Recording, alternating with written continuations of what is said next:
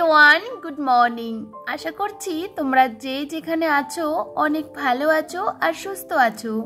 আমার আজ আরও একটি নতুন ব্লগে তোমাদের সকলকে জানাই অনেক স্বাগত। এখন ঘড়ির কাঁটাতেই সকাল 7টা। যেহেতু গরমকাল, একটু সকাল সকাল উঠে সমস্ত কাজবাজগুলো সেরে নেওয়ার চেষ্টা করি। তাই আজকেও সকালবেলা উঠে বাসি সমস্ত কাজকর্মগুলো কমপ্লিট করে এই যে কুকুর পুজোটাও দিয়ে দিচ্ছিলাম। সকালবেলা থেকে এত গরম লাগে, অসহ্য গরম, কিন্তু এই গরমে আমাদের তো কাজকর্ম করতে হবে, তাই একটু বুদ্ধি করে একটু সকালবেলা উঠে যাওয়ারও চেষ্টা করি। তবে জানো তো, সমস্ত বাসি এসে কাজগুলো কমপ্লিট করতে করতেও বেশ সময় লাগে।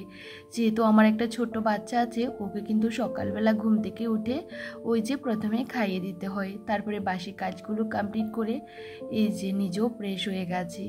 তবে এখন যাবো রান্নাঘরে, তার আগে একটু সানস্ক্রিন লাগিয়ে নিয়েছি, কারণ সারাদিন তো কাজকর্মর মাঝে আর আয়নার সামনে এক ফুটও দাঁড়াতে পারি না। তাই চেষ্টা করি রান্নাঘরে যাওয়ার আগে এই যে নিজেকে একটু পরিপাটি করে নিতে। আর ওরাও যেহেতু ঘুম থেকে উঠে পড়েছে, সে কারণে আমার বাসি যে বিছানাটা সেটা কিন্তু গুছিয়ে নিচ্ছিলাম। আমার পরে ওরা ঘুম থেকে উঠেছিল, তো আমি সমস্ত কাজগুলো করে আগে পুজোটাও দিয়ে দিয়েছি। যেহেতু পুজো না দিয়ে এখানে আসবো না, সে কারণে এখন ভাবলাম চলো বিছানাটাও গুছিয়ে নিই।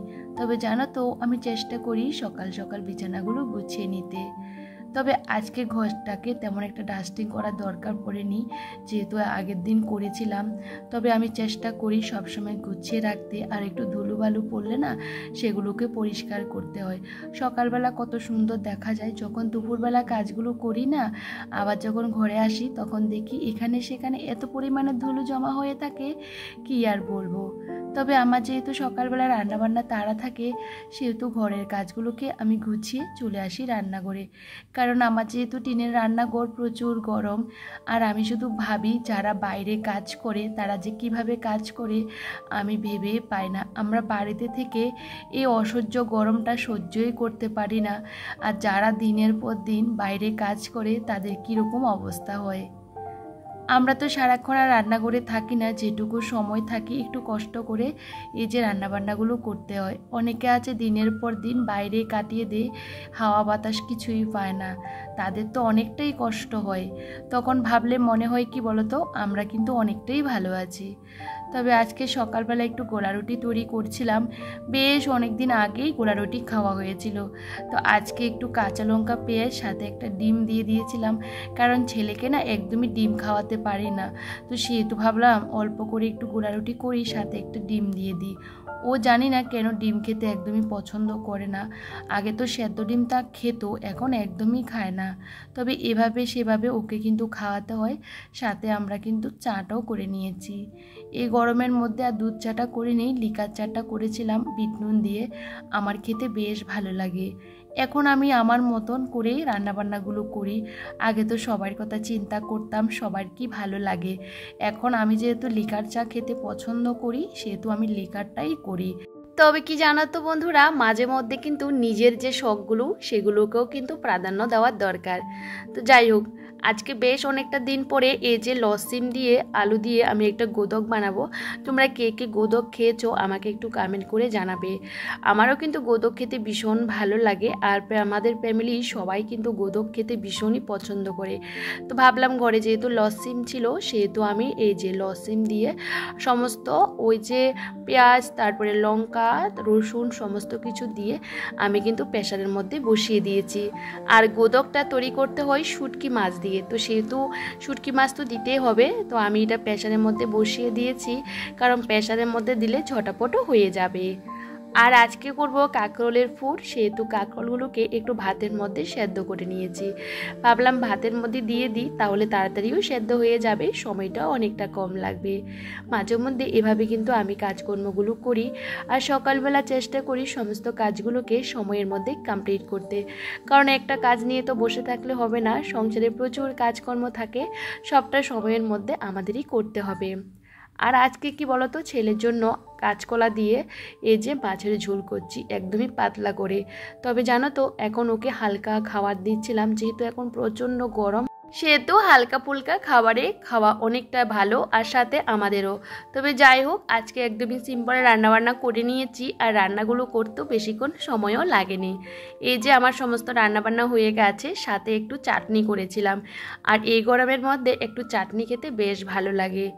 তবে জানো তো, ঘর যেমনই হোক না কেন, আমাদের রান্নাঘরটা যেহেতু অনেকটা ছোট, তেমন কিছুই নেই, তারপরে চেষ্টা করি সমস্ত কিছু দিয়ে গুছিয়ে রাখতে। ওই যে সবসময় মানুষে বলে থাকেন, যেরকম ঘর যেমনই হোক না কেন গুছিয়ে রাখলে সেটা মন্দিরে পরিণত হয়। আসলে আমাদের ঘরগুলো হলো শান্তির জায়গা। আমি সকালবেলা ঘুম থেকে উঠে বাসি কাজের সাথে কিন্তু আমার গ্যাস ওভেনটাকে প্রত্যেকটা দিন পরিষ্কার করি, সাথে কিন্তু রান্নাটা বসাই। রাতেবেলা সমস্ত কিছু গুছিয়ে পরিপাটি করে রাখি। আসলে কি বলতো, আমরা যেহেতু রাতেবেলা ঘুমিয়ে পড়ি, অনেক পোকামাকড় ঘরের ভিতর আসে। আর কি বলতো, এই যে কোটো কাটা, তারপরে গ্যাস ওভেনের এখানে সেখানে যে জিনিসগুলো রাখা হয় সেখানে তো হাঁটাচলা করে, সেহেতু প্রত্যেকটা সময় কিন্তু আমি এগুলোকে একটু আলতো হাতে মুছে নেওয়ার চেষ্টা করি। সকালবেলা তো গ্যাস ওভেন, তারপরে গ্যাসের জায়গাটা চারপাশটা ভালো করে পরিষ্কার করে নিই। রান্না করার পরও কিন্তু অনেকটা বার তেলচিটে ভাবগুলোকে পরিষ্কার করি। তবে জানো তো, গুছিয়ে রাখতে আমি বরাবরই পছন্দ করি, আর যেটা যেমনই হোক না কেন, ওই যে ঘর যেমনই হোক না কেন, ছোট বা বড়, সেটা গুছিয়ে রাখলে এটা কিন্তু একটা রাজপ্রাসাদের মতনই হয়ে যায়। আমি সবসময় রান্নার শেষে এই যে কোটো কাটাগুলোকে পরিষ্কার করে গুছিয়ে জায়গাতে রেখে দিই, তাতে যেরকম দেখতে ভালো লাগে। আসলে যেরকমই হোক না কেন, পরিষ্কার থাকলে সমস্ত কিছুই কিন্তু দেখতে বেশ ভালো লাগে। আর এখন রান্নাঘরটাকে পরিষ্কার পরিচ্ছন্ন করে নিয়েছি, আর সমস্ত পাপোশগুলোকে বাইরে একটু রোদ দিচ্ছিলাম, কারণ ঘরটাকে এখন ঝাড় দেবো। সকালবেলা তো এমনিতেই ঘর ঝাড় দেওয়া হয়, তারপরে দুপুরে রান্নাবান্না করে সমস্ত কিছুকে গুছিয়ে ডাস্টিংয়ের কাজটা কমপ্লিট করে তারপরে ঘরটা ঝাড় দিই। তবে জানো তো, সমস্ত কাজের একটা সময় থাকে। আমরা যদি হাতে সময় নিয়ে কাজগুলো করি, একটু তাড়াতাড়ি শেষ করতেও পারি, কিন্তু সারাদিন লাগিয়ে যদি আমরা কাজগুলো করি, তাহলে নিজেকে দেওয়ার মতন একটা সময় থাকে না। আমি সকালবেলা একদমই বসি না, কারণ বসলে আমার সময়টা অনেকটা চলে যায়। তাহলে কি বলতো, কাজগুলো গুছিয়ে করতে আমার ভীষণই কষ্ট হয়। আমি সব সময় চানের আগে সমস্ত কাজগুলো কমপ্লিট করে নিই।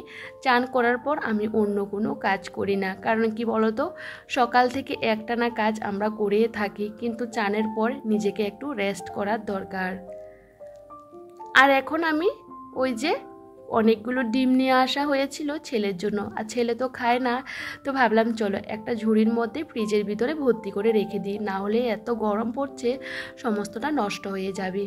আর এদিকে ঘরটরগুলোকে ভালো করে ক্লিনিং ডাস্টিং সমস্তটা কমপ্লিট করে ঘরটাকে ঝাড় দিয়ে নিচ্ছিলাম। আমাদের প্রত্যেকটা দিন কিন্তু বাড়িঘরগুলোকে পরিষ্কার করার দরকার। আসলে অনেক সময় কি বলতো, চোখের সামনে যে জিনিসগুলো থাকে সেগুলো তো পরিষ্কার করি, অনেক সময় এই যে ঘরের সামনে দরজা জানালাগুলো প্রত্যেকটা দিন পরিষ্কার করি না, মাঝে মধ্যে এগুলোকেও কিন্তু পরিষ্কার করতে হয়। তবে সমস্ত কাজগুলো সেরে এই যে ঘরটা মুছে নিয়েছি, এখন পাপোশগুলোকেও জায়গাতে দিয়ে দিয়েছি। আর এই মুহূর্তে বেশ খানিকটা সময় চলে গেছে, আমি চান করে পুজোটা কমপ্লিট করে এই যে ছেলের খাবারটা নিচ্ছিলাম। আর আজকে দেখো, ছেলেকে কাঁচকলা দিয়ে খাওয়ালাম, ও কিন্তু বেশ খেয়েছিল। অনেক সময় মাঝে মধ্যে বাচ্চাদেরকে একই রকম খাবার না দিয়ে অন্যরকম খাবার দিলেও কিন্তু ওরা বেশ পছন্দ করে। ছেলে আর মা ঘুমাচ্ছিল, আর আমার চোখে তো ঘুম নেই, কারণ আমার একের পর এক কাজ লেগেই থাকে। এই যে ব্লাউজগুলো আমি তৈরি করেছিলাম, কিন্তু ওই যে হুকগুলো লাগানোর সময় হয়নি, ভাবলাম বাড়িতে গিয়ে এই যে সময় বের করে এগুলো লাগাবো। 3টে ব্লাউজ তো আমি আগে কমপ্লিট করে নিয়েছিলাম, কিন্তু হাতের যে কাজগুলো ছিল সেগুলো করিনি। তো এখন এত গরম, অসহ্য গরমের মধ্যে বসে বসে এই যে কাজগুলো করছিলাম, কারণ সন্ধ্যার পর না আমারও আরও কাজ থাকে, কারণ ছেলেকে একটু পড়াতে বসাতে হয়, রাতে রান্নাবান্না থাকে, বুঝতে পারো। আর রাতের বেলা আমি একটু বাড়িতে কথা বলি, কারণ সারাদিন কারোর সাথে কথা বলার আমার সময়টুকু হয় না। সন্ধ্যার সময় সবাই একটু ফ্রি থাকে, ওই সময় কিন্তু বাড়িতে ফোন করি। তবে চলো, তোমাদের সাথে কথা বলতে বলতে আমার ব্লাউজগুলোর মধ্যে এই যে এক এক করে ফুকগুলো লাগিয়ে নিয়েছি। সত্যি কথা বলতে, এই যে কোনো কাজে কিন্তু কখনোই ছোট নয়। আমি কিন্তু আমার মতন করে এই যে সমস্ত কিছু করি, বেশ ভালো লাগে। তবে ব্লাউজগুলো আমি তৈরি করেছিলাম আর এখনও কিন্তু গায়ে দিইনি। তো আজকে ভাবলাম চলো সমস্তটার মধ্যে ফুকগুলো লাগিয়ে নিই, তারপরে গায়ে দিতেও পারবো। আর সমস্তটার মধ্যে লাগিয়েও নিয়েছি আর এক এক করে এগুলোকে সুন্দর করে গুছিয়ে রেখে দেবো। আর এখন কিন্তু 3টে ব্লাউজের মধ্যে আমি ফোক লাগানো কমপ্লিট করে নিয়েছি আর সাথে কিন্তু ঘরগুলোও তৈরি করে নিয়েছি। তো এখন ভাবলাম চলো এই গরমের মধ্যে আর ঘুমাবো না, কারণ কি বলতো ছেলে ঘুমাচ্ছিল, তো আমি একটু পর পর এসিটা অন করে দিচ্ছি যাতে ওর কোনো রকম গরম না লাগে। আর আজকে দুপুরে কিন্তু করম চার যে চাটনি বানিয়েছিলাম সেটা দুপুরবেলা খাইনি, তো এখন একটু নিয়েছি, ভাবলাম চলো এই যে বাইরে বসে বসে খাবো। এখন পরিবেশটা ভীষণ শান্ত, কারণ এই সময় সবাই ঘুমাবে আর আমি বাইরে নিজের মতন করে এই যে এটা খাচ্ছি। তবে চলো আজকে ব্লগটা এখানে শেষ করছি, সবাই ভালো থেকো।